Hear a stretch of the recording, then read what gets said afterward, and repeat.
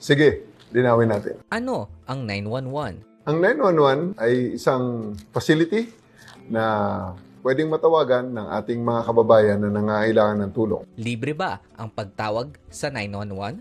Opo, libre po ang pagtawag sa 911. Pwede ba kahit walang load? Yes po, libre po tumawag sa ating 911. Gumagana ba sa lahat ng network? Opo, ito po ay gumagana sa lahat ng network. Bukas ba sila 24/7? Yes, 24 hours. May sasagot sa inyo sa 911. Ano ang mangyayari pagkatapos kong tumawag? Pagkatapos pong tumawag ng ating caller, ito po ay kaagarang idinidispatch natin sa pinakamalapit na police station para po matugunan ang emergency call. Totoo bang may kota sa emergency calls?